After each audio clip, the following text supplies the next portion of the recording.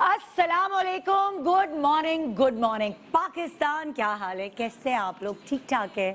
एक सवाल जो आपको भी चुभता है, मुझे भी चुभता है, हम सबको चुभता हुआ है, क्या पकाऊं आज खाने में, क्या पकेगा? और मुझे पता है हर किसी के घर में आजकल जो खुशबुएं महक रही हैं वो भुने हुए गोश्त की, कढ़ाई की, पाए, कुन्ना, शामी कबाब तो वैसे भी बनते ही हैं, लेकिन पसंदे, चांपे, मगज़, निहारी, मतलब जो गोश्त की कौन सी ऐसी चीज़ नहीं है जो बनाई जा रही है। हमारे घर कल रोस्ट बना था, तो अब मैं आपको ये बताना चाहती हूँ कि बहुत हो गया गोश्त, अब आगे बढ़िए।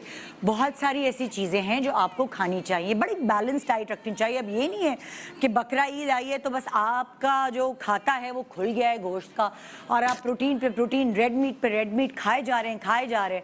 मैं आज आपको इसके नुकसानात बताने वाली हूँ। हाँ जी, तो मेरे पास पूरी एक फहरिस्त है, पूरी लिस्ट है। मैंने जैसे आपको बताया कि क्या पकेगा, बुना गोश्त, कचरी, कीमा, अचार गोश्त, शामी कबाब, पसंदे वगैरह वगैरह वगैरह। ओके, बचाओ मुझे गोश्त से। तो बचाओ मुझे गोश्त से क्यों? जब ही बच सकते हैं ना आप गोश्त से, जब गोश्त का सब्स्टिट्यूट आपको मिल जाए, क्योंकि गोश्त मज़े का होता है। आप उसमें कैसे भी मसाले डालें, उसका टेस्टी अल्लाह ताला ने ऐसा बनाया है कि वो मज़े का लगता है, वो सबको पसंद आता है वो, और उससे पेट भी अच्छा भर जाता है। लेकिन अगर आपको हम कुछ ऐसा सब्स्टिट्यूट बता दें तो आप पता कर सकते हैं, आप उन नुकसानात से बच सकते हैं जिनके बारे में मैं आपको बता रही हूँ। गोश्त खाने के नुकसानात क्या हैं? गोश्त खाने के नुकसानात, सबसे बड़ी चीज़, कोलेस्ट्रॉल बढ़ जाता है, दिल को मुतासिर करता है, ब्लड प्रेशर हाई हो जाता है, और कोलेस्ट्रॉल बढ़ने की वजह से और कितने ऑर्गन्स में आपके नुकसानात पहुंचते हैं। बहुत सारे लोगों को बीपी हाई होने की वजह से, आप सोचिए, फालिज का अटैक हुआ है। बहुत सारे मेरे इर्द गिर्द के रिश्तेदार ऐसे हैं जो अपनी ग़िज़ा को बैलेंस नहीं रखते थे और उसी की वजह से कभी वो आधे हाथ और आधे पैर पे उनके फालिज गिर गया और वो एक्टिव भागने दौड़ने वाले लोग व्हील चेयर्स पे आ गए। तो मुझे बड़ा दुख होता है उन लोगों को देखते हुए कि हट्टे कट्टे, क्योंकि उन्होंने अपनी ग़िज़ा का ख्याल नहीं रखा, बैलेंस डाइट नहीं ली, इसीलिए ये हाल हुआ। तो दिल को मुतासिर करता है गोश्त की ज़्यादती। गुर्दे में पथरी, गुर्दे में पथरी, और गुर्दे, क्योंकि जब आप गोश्त खाते हैं तो गुर्दों को ज़्यादा काम करना पड़ता है फिल्टर करने के लिए, और जब हम उनसे ज़्यादा काम ले रहे होते हैं तो फिर बहुत सारी प्रॉब्लम्स क्रिएट होती हैं। आपको पता है क्या होता है? गुर्दे क्रिस्टल्स रिलीज़ करता है और वो क्रिस्टल्स आपके जॉइंट्स में जाके जमा हो जाते हैं, और जब आपके जॉइंट्स में जमा होते हैं वो, तो आपको गाउट का अटैक होता है, और गाउट का अटैक यूरिक एसिड की ज़्यादती की वजह से होता है। ये मैं इससे भुगत चुकी हूँ क्योंकि मैंने डाइट की थी, और मैंने डाइट में गोश्त यानी वाइट मीट भी था और दूसरा मीट भी था, गोश्त खा रही थी, कोई रोटी सब्जी और ऐसी कोई चीज़ नहीं खा रही थी, एटकिंस डाइट कर रही थी और पानी भी कम पी रही थी।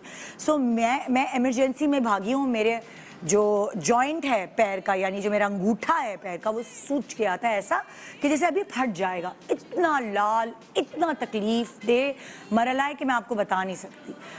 हाँ जी, तो गुर्दे से रिलेटेड घुटने का दर्द, अब घुटने का दर्द हो या और भी बॉडी के किसी भी जॉइंट का दर्द हो, वो घुटने का दर्द भी यूरिक एसिड की बढ़ने की वजह से ही आपको होता है। जॉइंट्स पे पेन ही एक्चुअली उससे होता है।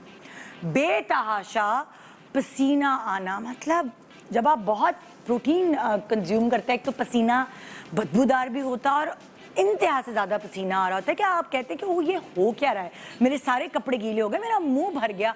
आप खाना खाते तो आपके खाने के साथ आपका पसीना भी टपक रहा होता है। आपने देखा होगा ऐसे लोगों को खाना खाते हुए। और तो और हाँ,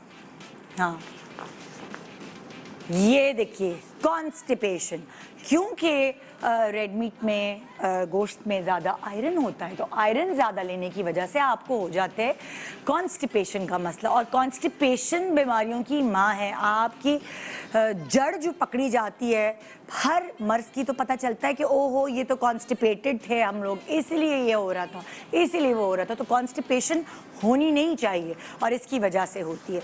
सो ये नुकसान है। इसके अलावा भी और बहुत नुकसान है जो शायद मैं अगर किसी डॉक्टर को बैठाऊंगी तो तो वो बहुत ही महारत से आपको बता सकेंगे। बैलेंस डाइट बहुत ज़रूरी है। अगर आपको गोश्त खाना ही है तो 7 दिन में यानी हफ्ते में मैक्सिमम 2 दफ़ा ले लीजिए तो काफ़ी है। बाकी दिन आप स्प्रेड करें, सब्ज़ी, दाल, ये सब चीज़ें भी अपनी ग़िज़ा में शामिल रखें। और सच्ची बात तो ये है, आप गोश्त से आंखें नहीं चुरा सकते। अगर आपके सामने निहारी रखी हो और दूसरी तरफ पीली दाल रखी हो, आप क्या खाएंगे? मैं शायद पीली दाल का रुख करूँगी, चाट मसाला और खीरे उसके ऊपर काट के कड़क कड़क करके मैं खाऊंगी, लेकिन आप नहीं करेंगे, आप निहारी का ही रुख करेंगे। अगर आपके सामने हलीम रखा हुआ है और दूसरी तरफ भिंडी की भुजिया रखी है, आप क्या करेंगे? आप हलीम खाएंगे। लेकिन हलीम बदमज़ा हो और आपकी सामने रखी हुई दाल मज़ेदार हो, आपके सामने रखी हुई भिंडी मज़ेदार हो, तो आप किसका रुख करेंगे? एग्जैक्टली